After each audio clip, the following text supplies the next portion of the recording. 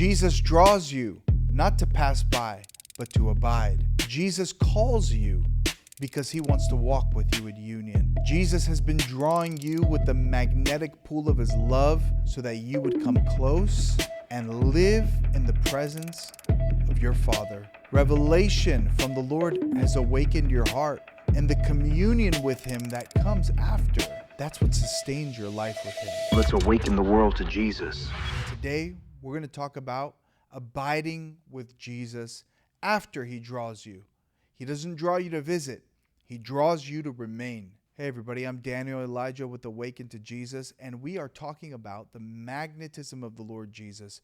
He is irresistible, beautiful, full of love, and full of good plans for you. So in this teaching here today, we're talking about how he does not call you, draw you, pull you with love only to pull you. He doesn't do it so you pass by, so you get a whiff of the presence. No, he's drawing you in to abide. And this is where our first scripture comes in. John 15:4. Jesus said, "Abide in me and I in you." Abide in me. This is the call of a disciple. This is the call of somebody who responds to the voice of the Lord drawing them. We're talking about the magnetism of Jesus, right? We're talking about him drawing you. Last week's teachings in this series were about how he is irresistible, how he draws you through the cross, how he pulls you to himself, what that magnetism means.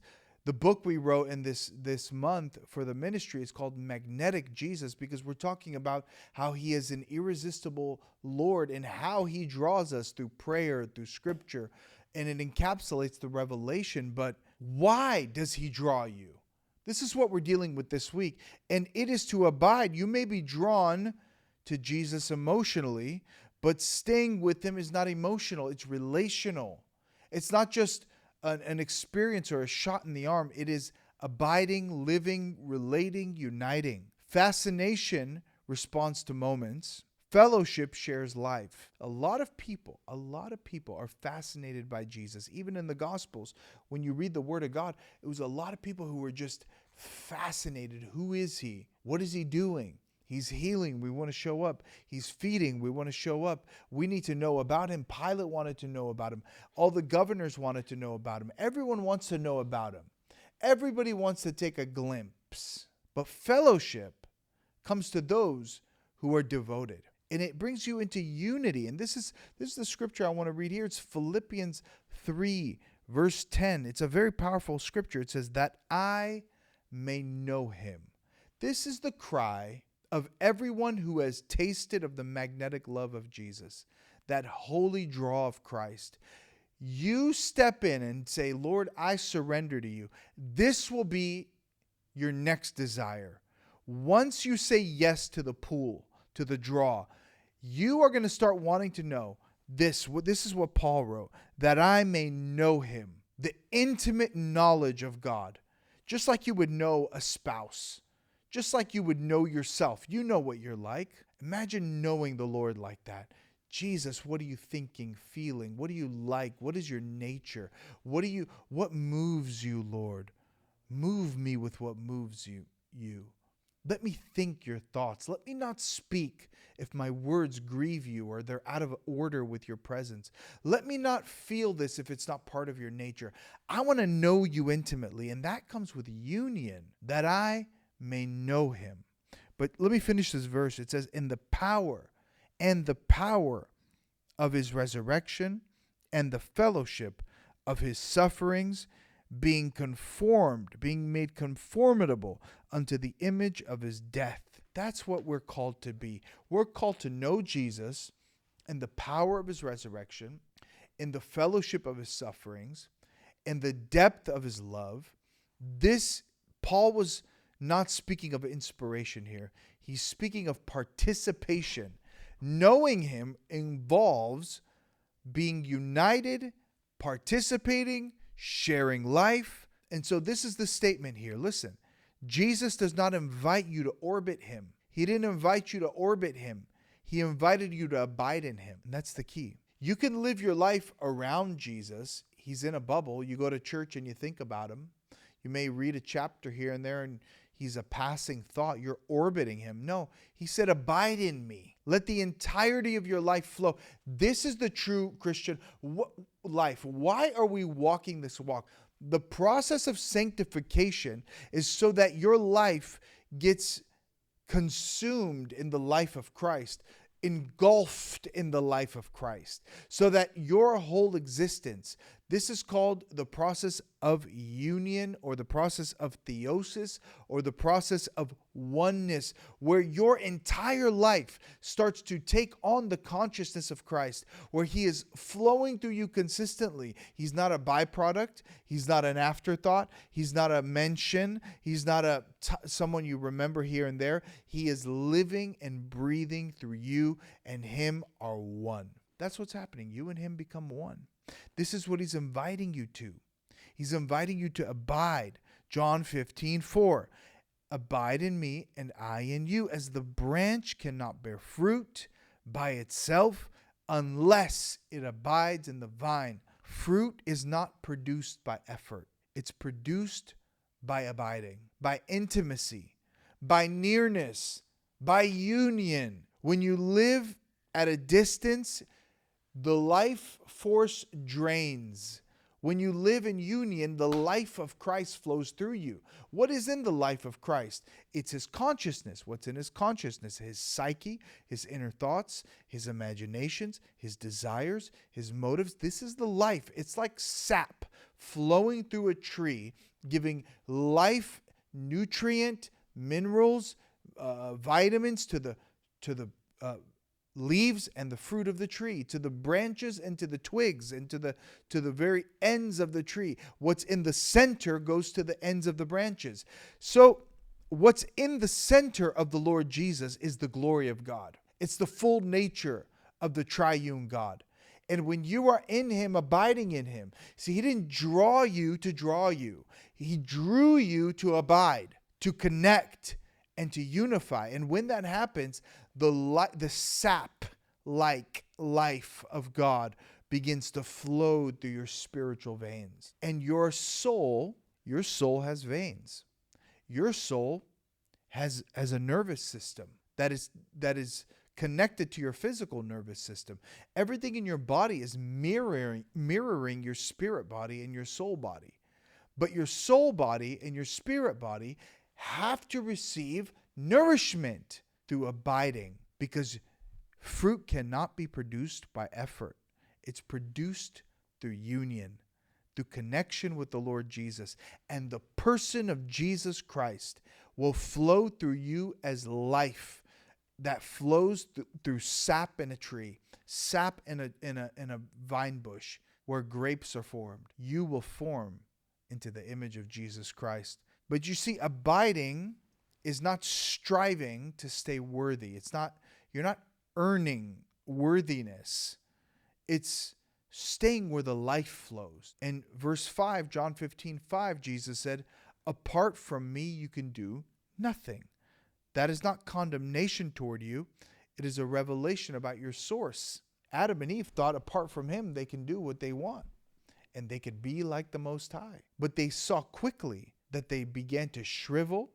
The glory of God departed. They were banished from his presence in the garden. They had to be clothed with fig leaves because they were exposed. But Jesus brings you back, and he brings you back to a place of covering. He brings you back to a place of union. He brings you back to a place where he says, through me, you can do anything. Apart from me, you can do nothing. And that's where you're called to be. The magnetism of Jesus Christ draws you to his person, draws you through his cross so that you may be united and you may abide. Not that you'd visit him, but that you'd abide in him. You are not being drawn by the Lord so that you can just say a prayer, do a water baptism, and go to church on Sunday. No, you are being drawn to Jesus so you would abide in him and him in you, and that the life of God from heaven to earth through his Son, by his Spirit, would enter in and through you into the earth, impacting everybody. You're called to impact people, but if the life is not flowing, the life of Christ, How can you impact? How do you know his thoughts then? How do you know his will then? How do you allow him not to move you? Because when his life is in you and you're abiding in him, now that magnetic power is flowing through you and you are touching everyone around you with the love of God. Jesus draws you close because he intends to share himself with you. John 15:9. As the Father has loved me, so have I loved you. Abide in my love. Now, when you abide in Jesus, you're abiding in his love as well. That's a powerful statement. That means you are abiding in securing love, eternal love, unwavering love. It's not human love. It is heavenly divine love. Human love comes and goes. It's strong, it's weak. It's present, it's absent. It's covering, it's not covering. It's secure, it's not secure. It's fragile, it's wounded. Not his love. He said, abide in me. I've loved you. As the Father has loved me, I've loved you. Abide in me and abide in my love because I want to share my life with you. I want to share my thoughts with you. Isn't that love where he says, I want to share who I am with you? This is why the magnetism of Christ has been drawing you. You are drawn to him to know him, be united to him, to abide in him so that he may share with you. He shares himself and his life. Abiding is not obedience first. It is remaining inside love. It is surrender first. Obedience follows naturally. Now remember this, you can admire Christ Jesus without communing with him. A lot of people do. It's Revelation 3:20. Behold, I stand at the door and knock. If any man would hear my voice and open the door, I'll come in and sup with him and he with me. What does supping mean? It means I'm going to eat with you. What is that? I'm going to open my heart and you're going to come eat with me? That means I'm going to share my life. I'm going to share what I'm made of. And I'm going to take and partake of who you are. Jesus wants to unite with you. He doesn't force nearness or intimacy or union. No, he never forces it. He waits to be welcomed. He's knocking at the door of your heart. This is Magnetic Jesus. This is why I wrote the book for the month, Magnetic Jesus, available now. He's knocking on the door of your heart, but he wants to be welcomed in. The magnetism of Jesus deepens when fascination gives way to fellowship, when admiration gives way to abiding, when you stop visiting and learn how to abide, learn how to wait. Learn how to stay in his presence. This is what you're called to stay in the presence of Jesus. I'm going to leave you with the signature line as we close this teaching. Jesus does not draw you for a moment. He draws you to share his life. If this teaching blessed you or helped you discover the magnetism of Jesus or help you in your spiritual walk, I want you to consider something. I have something for you. It's called the Magnetic Map, and it's a map on magnetism. It's going to encapsulate the whole revelation of the magnetism of Jesus that we give this month in our videos, but we have much more for you in this free resource. All you have to do is go to our website. The link is below, awakentojesus.tv. And what you're going to do is subscribe for the newsletter at the bottom of the page, and we'll send you out this magnetism map. And it's got a lot of great information on prayer, abiding, how to walk with Jesus, how to stay united, how to make him the center of your life. It's a free resource we want you to have to help you on your spiritual journey.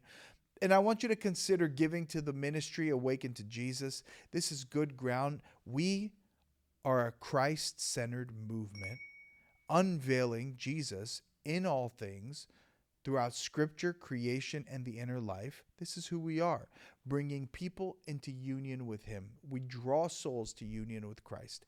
Our goal is that people would be united to Jesus, saved, healed, delivered, united. And that can happen only when he's unveiled. He's only unveiled when he's declared. And how is he declared? By those who are sent. And we're asking that you would help send this ministry to more hearts, more people through your financial gift. Thank you for your consideration and your gift into the ministry.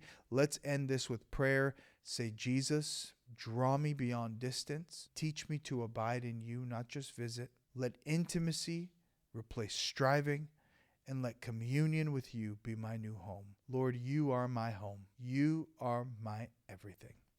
Thank you for drawing me. Keep me in you. In Jesus' name. Thank you so much. We have more scripture, more teachings, more videos. Click on the next one to watch. It's coming to you. More on the website and on our socials. Don't forget to subscribe, like, and share, and comment. God bless you, and see you in the next teaching.